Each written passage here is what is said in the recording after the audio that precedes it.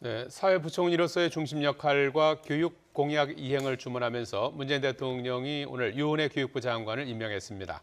야당에서는 인사청문회의 의미가 사라졌다며 일제히 반발했습니다. 네, 그런가 하면 비공개 예산정보 유출 논란을 두고 자유한국당 심재철 의원과 김동연 기획재정부 장관이 오늘 오전 국회 대정부 질문에서 격돌했습니다. 배종호 세안대 교수, 이상일 전 새누리당 의원 나오셨습니다. 네, 안녕하세요. 안녕하세요.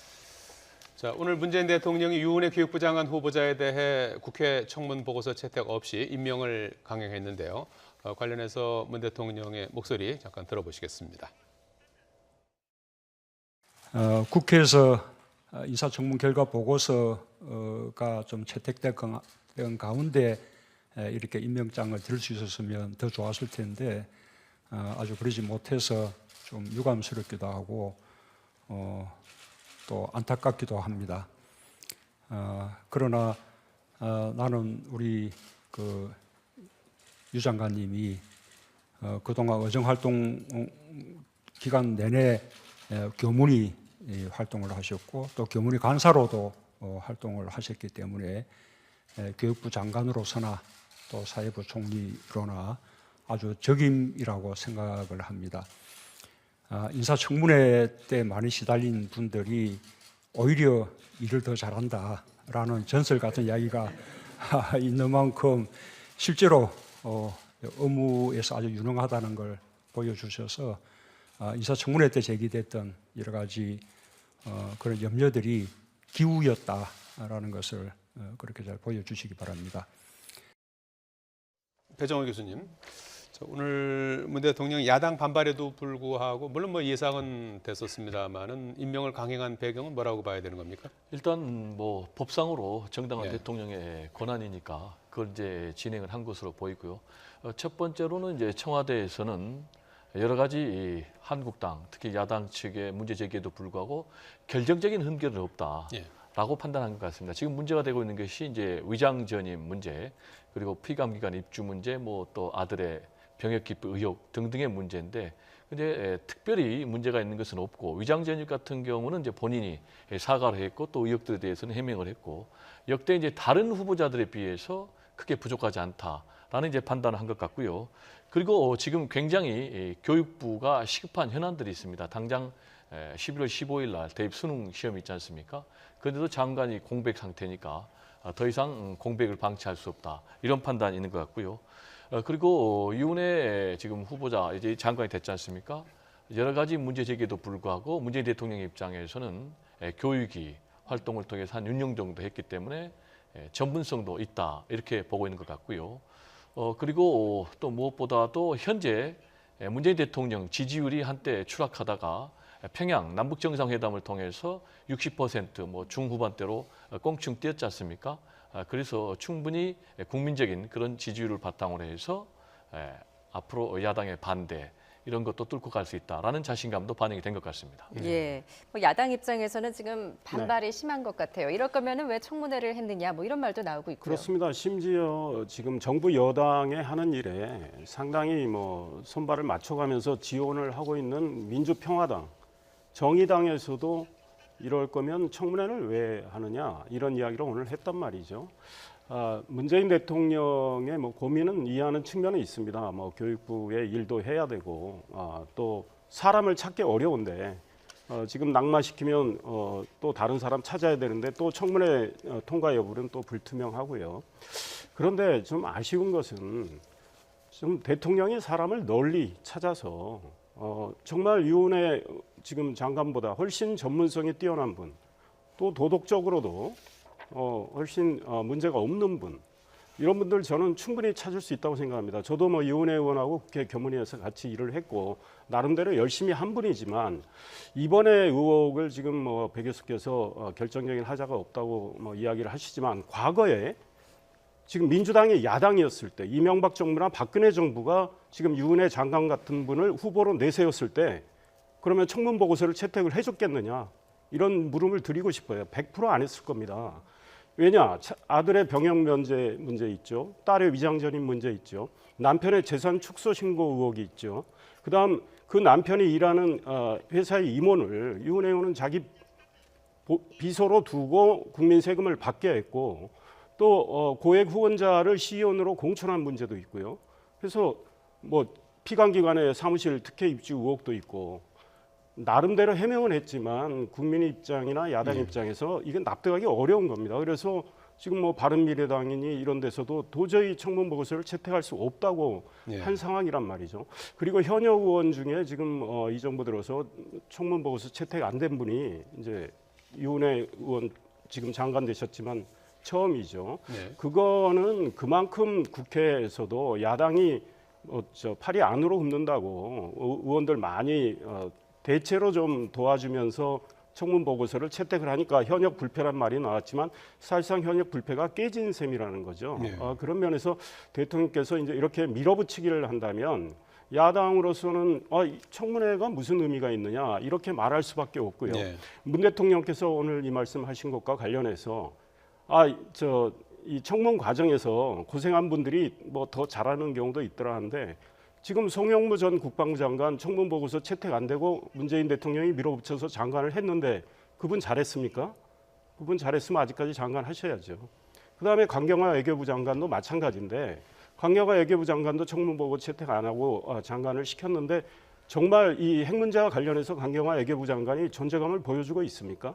이런 문제에 있어서 많은 문제 제기를 하고 싶고 유은혜 의원이 교육위원회에서 일은 했지만 지금 사회부총리 역할도 해야 되는데 노동 문제, 국민 안전 문제, 환경 문제, 여러 가지 사회 갈등 문제 이런 거를 과연 리더십을 발휘하면서 할 수 있을까? 저는 사실은 의문을 제기하고 싶습니다. 지금 현역 의원들 가운데서 청문 보고서 채택이 안 된 게 이번이 처음입니까? 이 정부 들어선 처음이고요. 그래요? 과거에 한 분 정도 있었던 것 그래요? 같아요. 드문 케이스군요. 어찌됐든 오늘 세종시에서 5시 40분에 공식 취임식을 했어요. 하고 이제 교육부총리로서 이제 출범을 했는데요. 이제 현역 의원 아니겠습니까? 그래서 내후년에 그렇습니다. 이제 총선이 있어서 거기에 대한 출마 여부를 이제 분명히 하지 않아서 일각에서는 좀 총선 불출마를 선언해야 되는 게 아니냐. 왜냐하면 현역 의원 같은 경우 90일 전에 이제 또 장관직을 내려놔야 되고 이러다 보면 역산해 보면 뭐 1년 3개월 정도밖에 안 되기 때문에 출마에 대한 어떤 의견을 확실히 밝히고 그러니까 하지 않겠다 이런 입장을 좀 밝혀야 되지 않느냐 하는 그런 의견도 있는 것 같은데. 이제 그게 야당에서 집중적으로 공격하는 논리죠. 왜냐하면 1년짜리 장관이다. 정확하게 이제 말씀하신 대로 1년 3개월 정도 할 수 있거든요. 2020년 총선이 4월 15일입니다. 그래서 3개월 전에 그만둬야 되니까 한 1년 3개월 정도 하는데 여기에 대해서 청와대는 임기에 길고 짧은 것이 중요한 것이 아니고 정말 제대로 일을 할 수 있느냐 없느냐. 가 중요하다라면서 오늘 대변인이 밝혔는데요. 지금 이제 역대 교육부 장관들 재임 평균 기간을 보니까 1년 2개월 정도 되는 것 같아요. 김상곤 부총리도 1년 3개월이더라고요. 네, 그러니까 이제 1년 3개월 하면은 그 기간 문제는 그렇게 문제가 없는 것 같고 정작 가장 중요한 것은 과연 지금 중차대한 문제들이 걸려 있는 교육부 장관으로서 역할을 다 할 수 있겠느냐. 지금 당장 2022년 대입제도 개편안 문제도 전임 장관 때문에 굉장히 그게 후폭풍에 시달리고 있는 그런 상황 아니겠습니까? 그래서 이제 이 부분도 해결해야 되는데 지금 이제 문재인 대통령은 유은혜 장관 같은 경우는 특히 여성으로서 상당히 정치력을 좀 발휘할 수 있다. 그래서 교육 전문가들 그리고 학부모, 학생들의 의견을 수렴해서 각자의 눈높이에 맞는 공약수를 도출해낼 수 있는 그런 능력이 있다라고 기대를 하고 있고요. 또 하나 이제 유은혜 장관 같은 경우는 이제 교육부 장관뿐만이 아니고 사회부총리입니다. 그런데 문재인 대통령 판단에서는 사회부총리가 경제부총리에 비해서 너무 존재감이 없었다. 그래서 50대 젊은 여성 사회부총리를 전격적으로 발탁함으로 인해서 앞으로 우리 사회를 좀 포용적인 사회, 포용국가, 즉 그게 무슨 얘기냐면은 뭐 여성, 장애인, 노인 이런 모든 문제들을 사회 관련 장관 회의를 유은혜 사회부총리가 좀 주도해서 그런 부분도 좀 해법을 마련해달라 그런 기대감이 있기 때문에 제가 볼 때는 결국 가장 중요한 것은 앞으로 유은혜 장관이 이런 여러 가지 국가 100년 대계와 관련된 교육 정책들을 얼마나 순조롭게 잘 헤쳐나가느냐라는 것이 관건이 아닌가 이런 생각이 듭니다. 오늘 이제 임명식에 가족과 함께 대동을 할 수가 있는데 시어머니와 함께 대동을 했더라고요. 그 어떤 뜻에서 시어머니를 모시고 왔는지는 뭐 유은혜 장관만이 알겠죠. 그런데 아마 남편하고 함께 하기는 조금 멋쩍은 점이 있었다고 봅니다. 왜냐하면 남편의 문제가 청문회 과정에서 불거져서 야당의 지적도 받고 있었기 때문에 그 남편의 뭐 재산 축소 의혹 문제, 또 남편과 같이 일하는 사람을 비서진으로 쓴 문제, 이런 것들이 있었기 때문에 시어머니를 모시고 왔고, 유은혜 장관 쪽에서는 본인이 사회 활동을 하는데 시어머니가 많은 도움을 줬다, 이렇게 이야기를 하시는데, 뭐 시어머니를 모시고 이렇게 아마 임명장 받는 건 아마 처음인 것 같아요. 네. 그런 면에서는 관심을 끌고, 또 한편으로 뭐 동정도 좀 살 수 있다고 생각합니다. 그런 것들을 좀 정치적으로 생각하지 않았는가, 이런 생각이 들고, 유은혜 장관이 앞으로 정말 일을 잘해야 되겠죠. 그래서 청문회 때 여러 가지 지금 비판적인 시각이 기후에 불과했다는 걸 보여줘야 되는데, 과연 1년 3개월 정도 하면서 그걸 보여줄 수 있을까? 사실은 전문성으로 보면 김상곤 전 장관이 훨씬 많죠. 교육감도 하셨는데. 근데 그분이 잘했으면 장관 갈 이유가 없었어요. 근데 그분이 잘 못했기 때문에 장관을 교체를 했다는 거죠. 그리고 지금 그러면은 유은혜 장관이 그만한 전문성도 없는데 과연 장관을 잘할 것이냐의 문제는 지켜봐야 되지만, 많은 분들이 걱정을 하고 있고, 지금 이 교원 단체 중에 가장 큰 단체인 교총도 정말 납득하기 어렵다고 하고 있고요. 지난번에 장관 후보자로 지명이 됐을 때 지명을 철회하라고 청와대 총원한 분들도 굉장히 많았습니다. 그래서 유은혜 장관에 대한 여러 가지 지금 걱정거리가 있고요. 유치원 방과 후 영어 수업 금지 문제, 이거는 이미 초등학교 1, 2학년은 금지를 하고 있는데, 이거 1년 유예했는데 이거 과연 어떻게 할지 지켜봐야 되고, 특목고 자사고 폐지하겠다고 했지만 그 헌재에서 제동을 걸었다는 거죠. 그래서 유은혜 장관이 과연 리더십을 제대로 발휘할지 약간은 물음표인데 지켜봐야 되겠습니다. 예.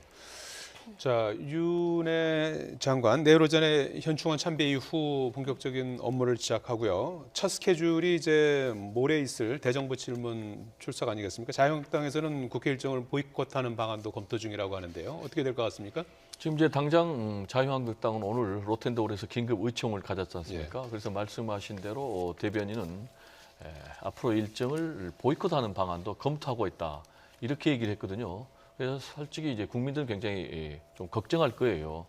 앞으로 지금 헤쳐나가야 될 일이 굉장히 많은데, 심재철 의원의 폭로 사건, 그리고 또 유은혜 장관 임명, 이것들이 이제 같이 겹치면서 전국이 경색되고 있고, 특히 이제 심재철 의원의 비인가 행정정보 공개 관련해서는 서로 지금 뭐 고소 고발이 맞물리고 이런 상황인데, 제가 볼 때는 가장 강력한 투쟁의 장은 국회의원은 역시 국회입니다. 그래서 일정을 보이콧하는 것은 바람직하지 않고, 국회를 보이콧하면은 오히려 국민들로부터 더 질타를 받을 것 같습니다. 그리고 이제 유은혜 장관 후보자일 경우에 제가 볼 때는 한국당에서 교육위원회 전체회의에 불참을 해버렸거든요. 근데 그거보다는 참여를 해서 자신들은 반대한다. 그럼 이제 청문 경과 보고서 채택할 때 거기에 찬성 반대를 다 병기를 하거든요. 그래서 병기를 하면 또 대통령이 선택할까 말까는 이게 대통령의 몫인데, 그런 부분이 좀 아쉽고, 아까 이제 우리 이상일 전 의원께서 교총에서 반대했다고 그랬는데, 지금 유은혜 장관 같은 경우는 후보자로 지명이 될 때 전교조에서도 찬성 의사를 밝혔고, 교총에서도 찬성 의사를 밝혔기 때문에 이제 대통령이 법에 의한 권한에 따라서 유은혜 장관 후보자를 장관으로 지명을 했기 때문에 이제는 좀 조용히 지켜보고 업무로서 평가를 해줄 필요가 있다, 이런 생각이 듭니다. 교총에서 오늘 납득하기 어렵다고 입장을 냈습니다. 예, 알겠습니다. 자, 조금 전에 언급을 잠깐 했습니다만은 오늘 예고했던 대로 심재철 의원과 김동연 부총리가 대정부 질의에서 충돌했습니다. 이 포인트 중에 하나인 자료 입수의 불법 논란부터 짚어보겠는데요. 심재철 의원이 오늘 재정정보 시스템인 D브레인에 어떻게 접속했는지 시연을 보여주게 됐는데, 관련한 얘기 잠깐 들어보시겠습니다. 제 보좌진들은 해킹 등 전혀 불법적인 방법을 쓰지 않고 100% 정상적으로 접속해서 자료를 열람했습니다. 아무런 불법도 없었습니다. 각각의 조건을 집어넣어서 실행을 했더니 조건을 다시 넣어라라고 해서 데이터가 없다. 조건을 다시 넣으라 메시지가 나왔어요. 백스페이스를 눌렀더니 바로 저렇게 D브레인이라는 폴더가 나타났습니다. 그리고 그 안에 들어가 보니까 새로운 파일이 떴고 재정 집행 실적 등 여러 가지를 볼 수가 있었습니다. 지금 결과적으로 보니까 그렇게 지금 보여지는 것이죠. 콜럼버스 달걀 같은 겁니다. 그와 같은 루트를 찾아가지고 가시는데 적어도 6번의 경로를 거치셔야 되고 봐서는 안 될 자료를 본 겁니까? 두 번째 그렇습니다. 봐서는 안 되실 자료를 보신 겁니다. 비인가라고 표시가 돼 있습니까? 그렇습니다. 어디에 그리고 돼 있습니까? 말씀드린 것처럼 전혀 안 돼 있습니다. 말씀드린 것처럼 감사한 중이라고 써 있고 아까 그리고 보여드렸듯이 뻥 뚫려 있었다니까요. 그리고 클릭만 하면 누구나 다 들어갈 수 있게 돼 있어요. 데이터가 70 있고 열려 있으니까 그렇게 접속했던 거 아니에요. 접속한 걸 가지고 저희들한테 뭐 범죄자로 모는 겁니까? 예, 이번 논란의 쟁점 가운데 하나, 바로 이제 재정정보 시스템인 D브레인의 심재철 의원 측이 어떻게 접속을 했는가 이런 부분인데 지금 이제 해명을 했습니다. 어떻게 보셨습니까? 이제 이 해명이 일부 맞기도 하고 일부 틀리기도 하죠. 이게 과연 적법한 건가 불법한 건가는 이제 검찰이 수사를 하고 있고 검찰 수사 결과 만약에 기소를 하게 될 경우에는 법정에서 판가름이 날 것 같습니다. 근데 이제 심재철 의원은 방금 우리가 인터뷰를 통해서 보면은 정상적인 방법으로 본인이 접속을 했다라고 하는데 제가 볼 때 정상적인 방법은 아닌 것 같습니다. 네. 일종의 이제 그 기재부에서 부여받은 아이디를 가지고 접속한 것까지는 정상인데 그 이후에 인가가 있는 자만이 취급할 수 있는 그런 공간까지 접속하는 그 방법은 정상적인 방법은 아닙니다. 즉 그 얘기는 뭐냐면은 본인들은 프로그램상의 오류로 인해서 그게 우연히 거기까지 도달할 수 있었다 이렇게 얘기하고 있지만은 실제로 지금 기재부에서 밝힌 것도 6차례 이상의 과정을 거쳐야 된다라고 얘기하고 있거든요. 그럼 이제 이 비인가 자료를 얻기 위해서는 맨 처음에 이 시점이라든지 또는 대상 기간을 잘못 적어야 됩니다. 잘못 입력을 하면 잘못됐다라고 하면 이제 새로운 화면이 뜨면 그때 다시 백스페이스를 누르고 또 새로운 화면이 뜨면은 다시 절차를 하는 이런 복잡한 과정을 거쳐야 되기 때문에 네. 제가 볼 때는 이거는 우연히 이 자료에 도달해서 입수한 것은 아니고 상당히 의도성이 있었다. 그래서 이제 이 관련해서 법 전문가들은 만약에 고의성, 의도성이 있었다 그러면은 법을 위반한 것이다 이렇게 보고 있거든요. 그래서 이 부분은 앞으로 두고두고 계속해서 쟁점이 될 것으로 그렇게 전망이 됩니다. 예. 이 부분은 이제 결국은 법정에서 뭐 가려지게 되겠습니다만은 워낙 기술적인 문제다 보니까 이제 저희가 뭐 명쾌하게 여기서 규명하기는 어려울 것 같은데. 지금 문제는 청와대의 국민소통수석이나 민주당의 원내대표, 오늘 또 김동연 장관, 이분들은 불법으로 단정을 하고 이야기를 하고 있습니다. 그런데 지금 검찰이 수사를 하고 있는데 청와대 행정부 여당에서 불법이라고 단정을 한다면 가이드라인 주는 거죠. 그러니까 수사기관의 판단에 맡기고 또 결국은 법원까지 가면 법원의 판단을 맡겨야 될 것 같은데 일단 저 시스템이 너무 허술한 건 틀림없는 거죠. 그러니까 해킹은 아닌 게 분명합니다. 게다가 심재철 의원이 국회 국정감사를 앞두고 저 문제를 집중적으로 좀 문제 제기를 해보겠다고 해서 접근을 한 거예요. 근데 사실 뻥 뚫려서 뭐 6단계를 거쳤다고 하지만 그게 뜬 대로 가다 보니까 결국은 열린 거란 말이죠. 그거를 과연 불법이라고 볼 수 있느냐, 이거는 저희는 지켜봐야 될 것 같아요. 그리고 이제 중요한 것은 그 내용이죠. 내용과 관련해서 심재철 의원이 지금 여러 가지 폭로를 하고 있는데 또 청와대나 정부는 그에 대한 해명을 하고 있어요.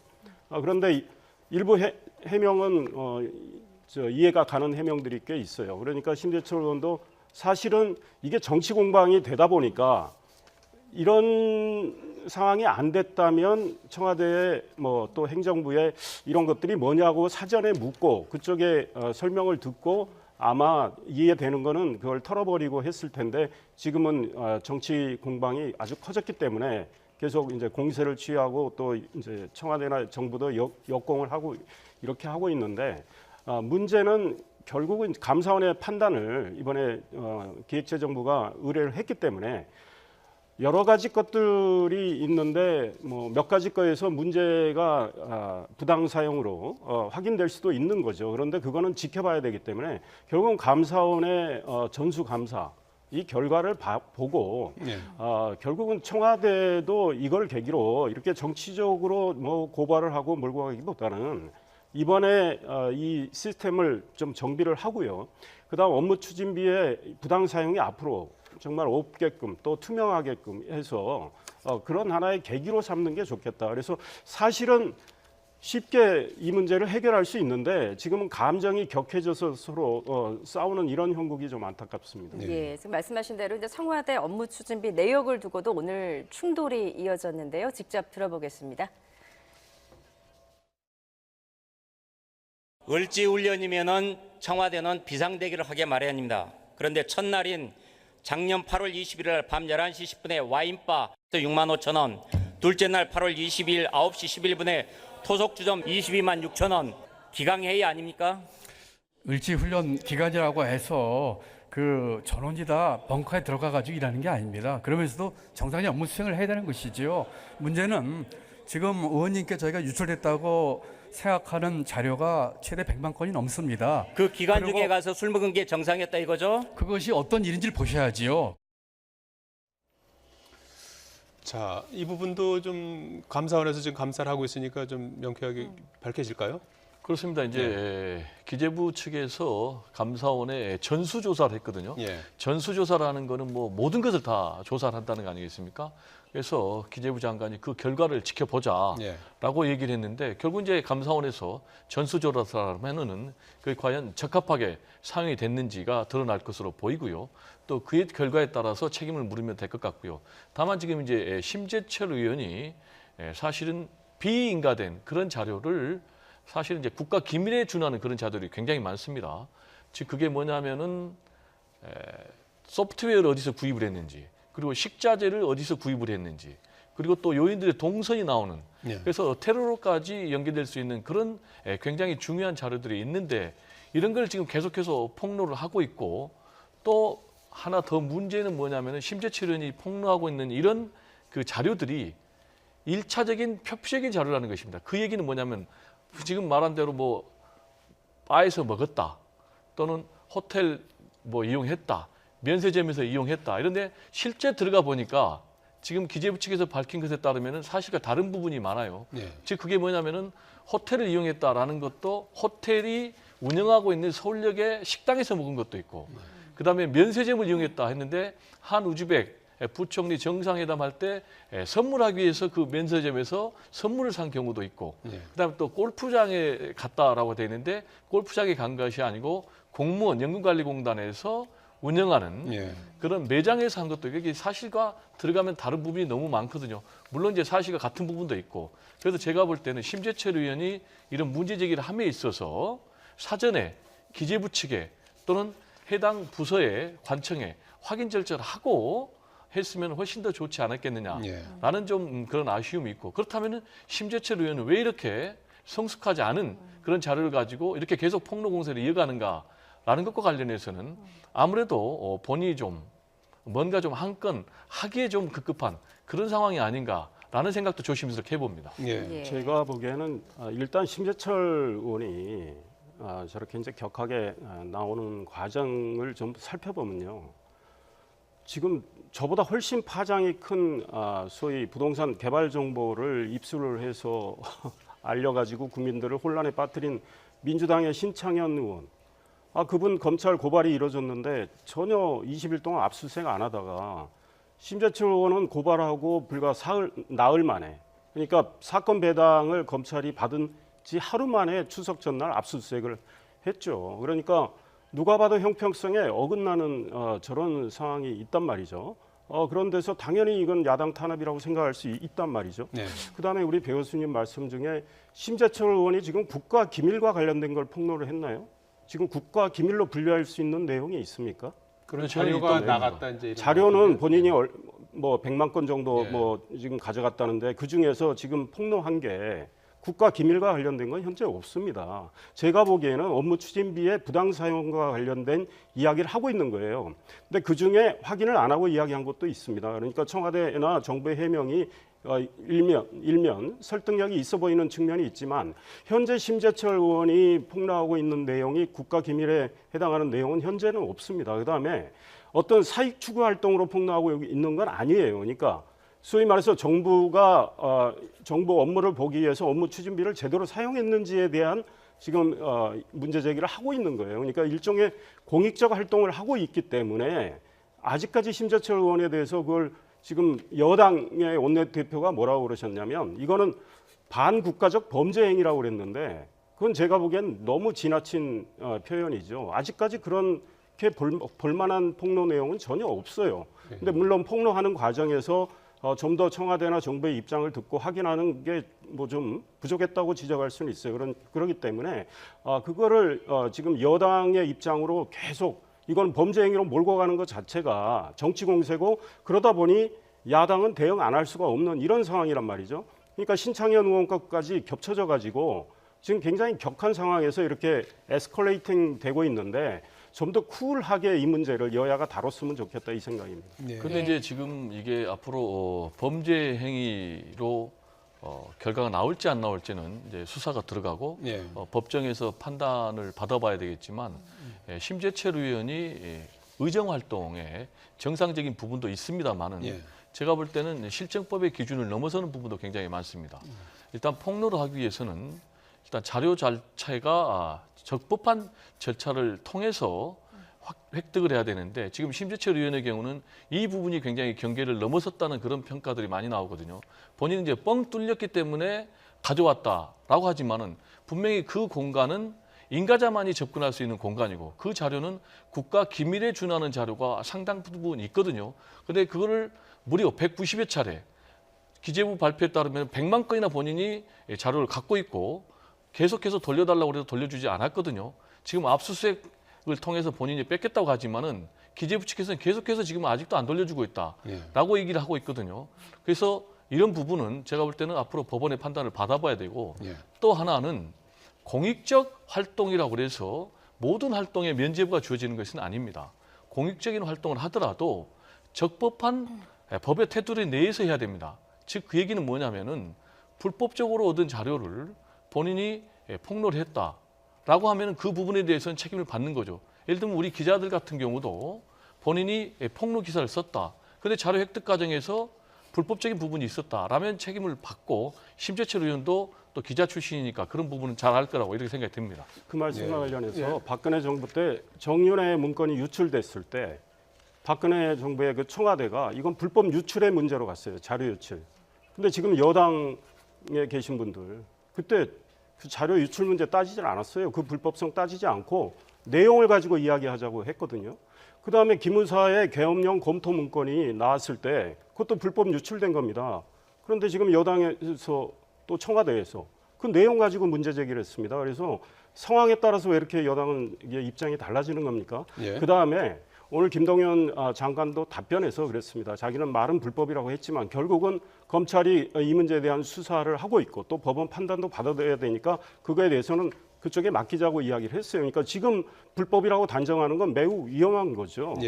그렇기 때문에 또 불법성의 어떤 고의성 이런 게 있었느냐의 문제고 그런데 심재철 의원은 자꾸 불법으로 몰고 가고 그리고 또 불법으로 얻은 정보를 공개하면 안 된다 이런 식으로 하는데 과거에 지금 여당원들이 과거에 했던 여러 가지 말들하고 배치가 돼요. 그리고 이번 기회에 저는 이 의원들의 말이죠. 정부를 제대로 견제를 하고 비판을 하는 게 입법부의 참된 기능인데 지금 업무 추진비는 국민 앞에 다 공개가 돼야 됩니다. 그런데 지금 정부가 공개하고 있는 건 기관장의 업무 추진비를 몇 건 얼마 이 정도밖에 공개 안 돼 있거든요. 그래서 이제 의원들이 그 정보 공개를 요구를 하는 건데 지금 가능한 한 정보를 안 주고 있어요. 청와대나 행정부가. 그러니까 이번 사건을 계기로 차제에 정말 아주 기밀과 관련된 거 빼고는 우리 국민들이 소상히 알 수 있도록 국회가 자료를 요구하면 충분히 행정부가 주는 이런 거를 시스템을 마련해야 되겠다 이런 생각이 듭니다. 알겠습니다. 추가로 더 뭐 지금 이제 그거는 굉장히 좋은 말씀이에요. 업무 추진비는 기본적으로 국가 안보와 관련되지 않은 것은 국민들에게 소상히 공개하는 게 맞고요.